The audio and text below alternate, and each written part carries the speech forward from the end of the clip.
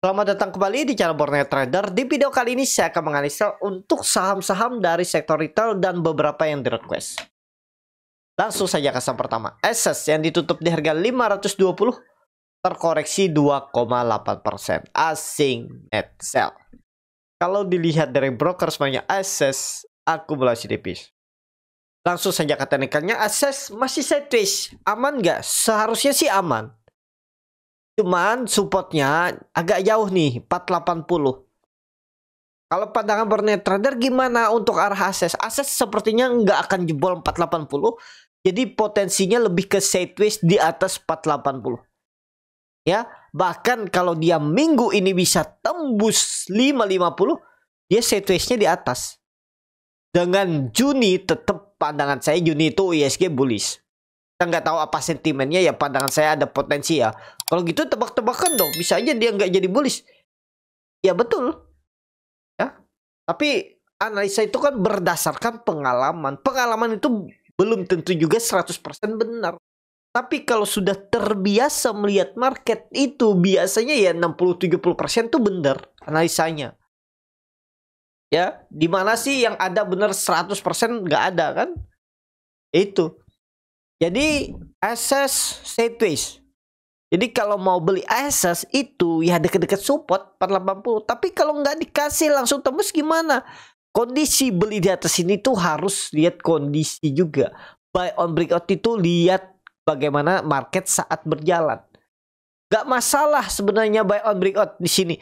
Yang menurut saya agak salah, resikonya lebih besar itu kalau buy on breakout di atas 600. Nanti dia tembus 5 berapa? Bukan 5. Iya, dia tembus 550. Nanti kalau dia tembus 550 nggak beli. Tapi pas tembus 625 baru tanya, "Boleh beli nggak?"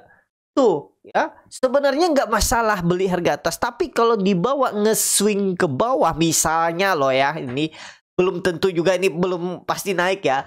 Misalnya ya, beli di 550 nggak, pas di 620 beli. Pas dibawa swing ke bawah sampai 550, tahan nggak tuh? Jangan tiba-tiba lalu tanya, kira-kira kemana, bagaimana Access lah. Waktu beli di 620 tuh apa yang menjadi pertimbangannya? Harusnya kan ada plannya, ada situ caranya. Apakah pakai stop loss atau pakai average down? Kalau Bapak Ibu punya conviction, punya trading plan, punya strategi, nggak akan ada tuh pertanyaan kemana kira-kira arahnya atau bagaimana itu sahamnya. Nah ya mungkin Bapak Ibu, waduh saya salah nih atas out dulu lah. Kalau misalnya pakai stop loss, ternyata saya terlalu FOMO. Atau yang punya strategi, wah ternyata gagal, kemungkinan besar benar dia swing low ke bawah, saya average down. Tapi misalnya gimana kalau dia gagal bertahan di atas 550 turun terus? Nah itu ya. Membangun conviction, membangun sistem trading, membangun analis itu memang susah. Itu bisa dibangun lewat pengalaman. Entah pengalaman orang lain, Bapak Ibu belajar dari kelas orang lain, ya, orang yang dahulu sudah mengalami dan dia memberikan di kelasnya itu. Ya, membayar harga atau membayar loss profit, trial dan error. Coba cari sendiri pengalamannya. Nah itu cuman 2 di saham nih ya. Bapak Ibu cari sendiri modal gratisan, modal 1 lot doang. Bapak Ibu coba bangun sistem trading, bangun pengalaman, atau membayar pengalaman orang lain yang sudah berpengalaman mengarungi market. Bagaimana dia membuat strategi atau teknik yang dia gunakan. Nah itu ya. Jadi Bapak Ibu tuh kalau ikut kelas apapun itu tentang saham, tentang kripto, tentang market lah, Bapak Ibu bayar itu pengalaman mereka yang Bapak Ibu mungkin nggak dapatkan dalam waktu dekat. Pengalaman mereka bertahun-tahun Bapak Ibu bisa dapatkan mungkin dalam video 1 hari, 2 jam, 3 jam. Itu dirangkum tekniknya langsung yang mereka alami. Dan juga mereka dulu sebelum buat kelas itu seperti saya banyak mengalami kerugian juga. Nah, itu yang saya tumpahkan atau saya bagikan ke Bapak Ibu agar tidak mengalami yang saya alami bertahun-tahun. biar strategi atau teknik sistem trading Bapak Ibu sudah punya tanpa harus mengalami. Pengalaman orang jadi pelajaran. Itu ya, memang ada harga kan, seperti itu. Jadi itu aja dulu untuk akses. Kita lihat aja minggu ini. Harapan saya sih tembus 550 ya. Kalau melihat kondisi beberapa saham tuh lebih condong ke atas ya. Cuman ISG itu kan di level psikologis 6.800 juga, dan dia naik terus nih ISG. Nah, minggu ini konfirmasinya ya, mudah-mudahan. Tapi saya lebih cenderung kedua. Tapi ketiga kayaknya enggak deh. Kalau plan 3 nih enggak, lebih kedua atau 1 ya. Itu arah ISG. Kemungkinan besar di ya 1 atau 2 ini aja. Kalau ketiga sih enggak sampai nutup 6.000. Itu menurut saya. Ya. Itu aja dulu untuk SS. Lanjut. MRT yang ditutup di harga 2120 terkoreksi 1,85%. Asing net sell. Kalau bukan resminya MRT di distribusi. MRT sideways selama di atas 2000 aman. Jadi kalau melihat kondisi seperti ini, MRT masih ada golden cross. Coba lihat benda detektor stock bid, itu big distribusi nawar di bawah, deket-deket 2000. Itu aja. Jebol 2000 buang dulu. Karena pandangan saya ya sideways. MRT 2000 sampai 2250. Ya, MRT itu. Lanjut.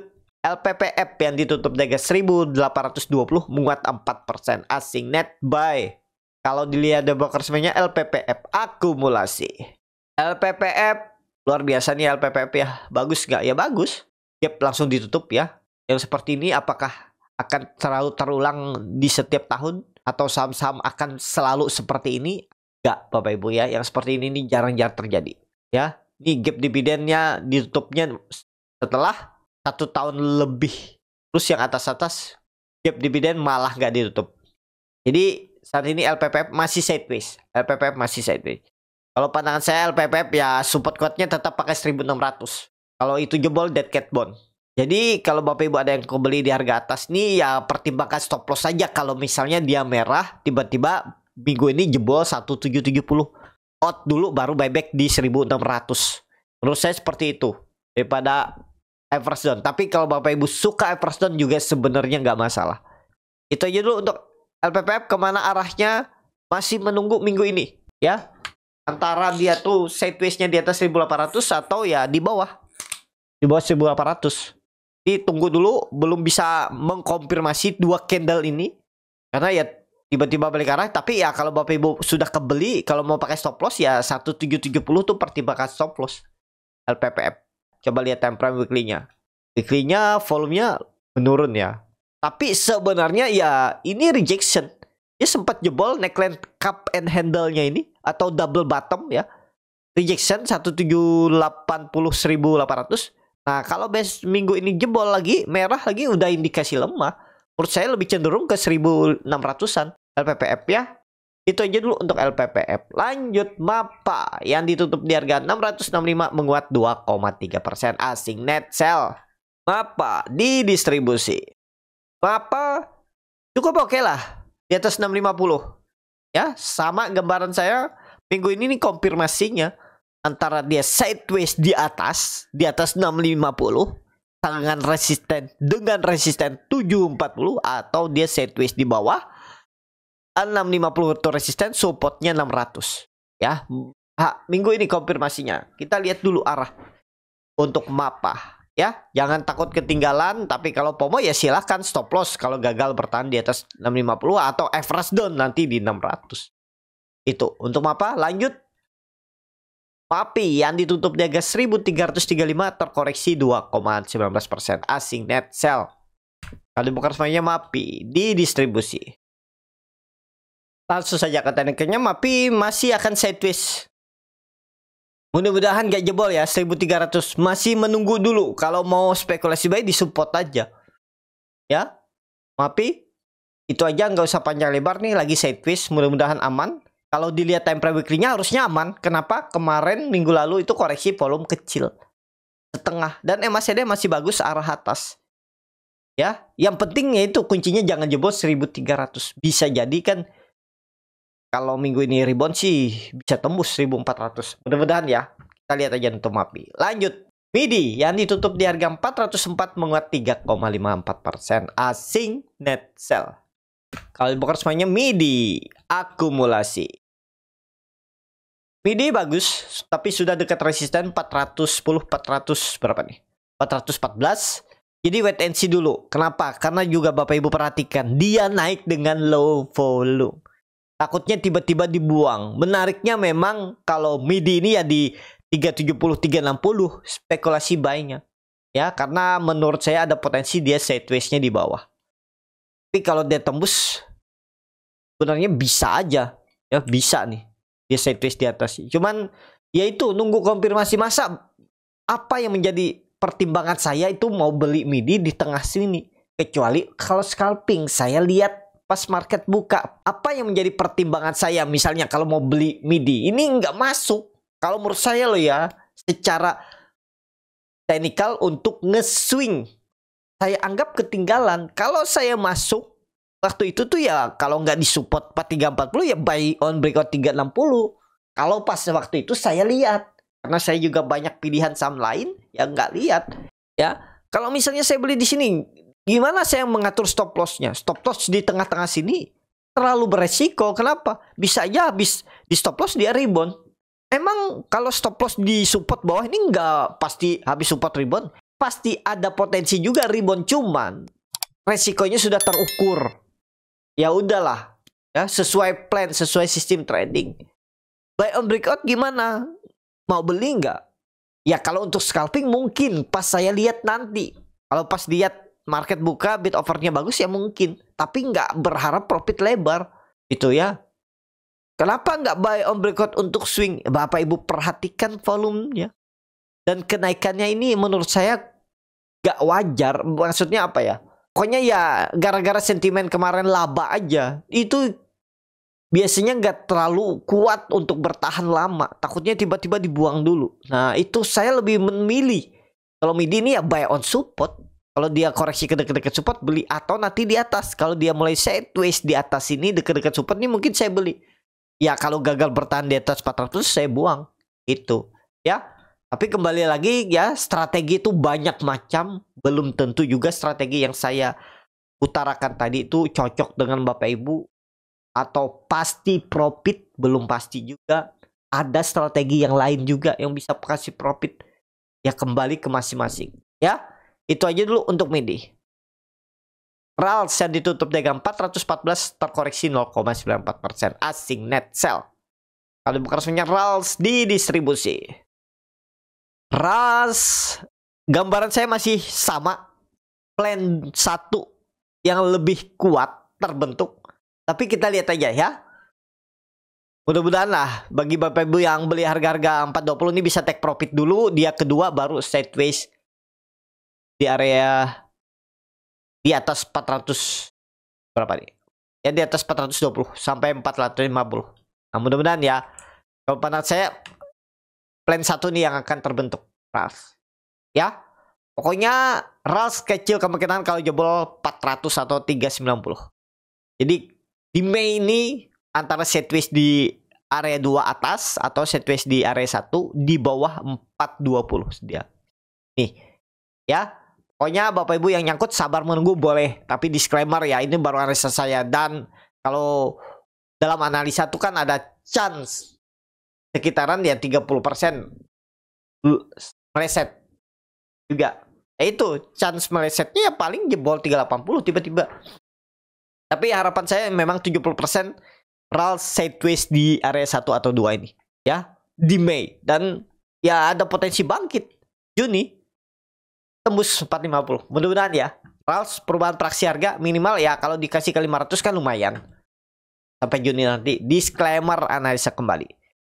Lanjut. TKIM yang ditutup dagang 5.250 menguat 2,43%. Asing net sell. Kalau dibongkar semuanya TKIM. Akumulasi tipis. TKIM bagus. Ya. Sideways-nya bagus nih. Sebenarnya ya Bapak Ibu kalau mau jebol 5.100 buang aja dulu. Baru buyback di 4.800 atau average down aja. Karena pandangan saya TKIM tetap bangkit. Cuman perlu waktu mungkin sideways dulu di Mei. Entah di bawah 5.100 dia sideways sampai 4.800 atau di atas 5.100 ya. Ini gambaran saya sudah lihat. Untuk arah TKIM tetap akan menguji resistennya di Juni mudah-mudahan 6.200 ya, mudah-mudahan TKIM. Lanjut INKP yang ditutup dengan 5.375 menguat 4,36%. Asing net buy. Kalau bongkar semuanya INKP akumulasi. INKP bagus, sideways, peluang besar sih sideways, tapi sekarang dekat resisten. Ya silahkan kalau Bapak Ibu mau maksa masuk ya. Supportnya tetap pakai 5.000 ya. Kalau mau beli ya sebenarnya dekat-dekat 5.000 itu 5.150, 5.000 itu area menarik. Dengan target resisten berapa? 5.500 sampai 5.600. Itu untuk INKP. Saham terakhir film yang ditutup di harga 2.510 terkoreksi 0,79%. Asing net sell. Kalau bongkar semuanya film di distribusi tipis. Film sideways. Pokoknya film nih harusnya nggak jebol 2.400. Jadi kalau mau beli film deket-deket support aja 2.400. Stop loss kalau ditutup di bawah 2.400. Ya. Target keberapa nih? Target 2.700, 2.800. Itu arah film. Kalau Bapak Ibu beli harga sekarang juga sebenarnya nggak masalah. Silahkan. Yang penting siap nggak stop loss di bawah 2.400. Cut lossnya misalnya di 2370, 5,58% dengan reward 2 kali lipatnya 2.800, 2.700. Jadi itu aja untuk film. Film arahnya kemana? Potensi ke atas. Itu aja untuk film. Cukup sampai di sini video kali ini. Terima kasih untuk Bapak Ibu dan teman-teman yang sudah menonton video ini sampai selesai. Apabila cara boneta dan bermanfaat dan bisa menjadi bahan pertimbangan Bapak Ibu dalam membeli, menyimpan dan menjual sahamnya, bisa klik tombol subscribe dan nyalakan lonceng. Ada kritik, saran, ataupun pertanyaan bisa langsung tinggalkan di kolom komentar. Bagi Bapak Ibu dan teman-teman yang baru belajar trading, masih bingung memilih saham, bingung membuat trading plan, bisa join trading bersama Borneo Trader. Nanti dipilihkan saham-sahamnya dan dibuatkan trading plan-nya beserta chartnya dan juga free konsultasi portfolio. Kalau tertarik, DM Instagram Borneo Trader. Sampai ketemu. Tetap semangat dan semoga bisa terus cuan.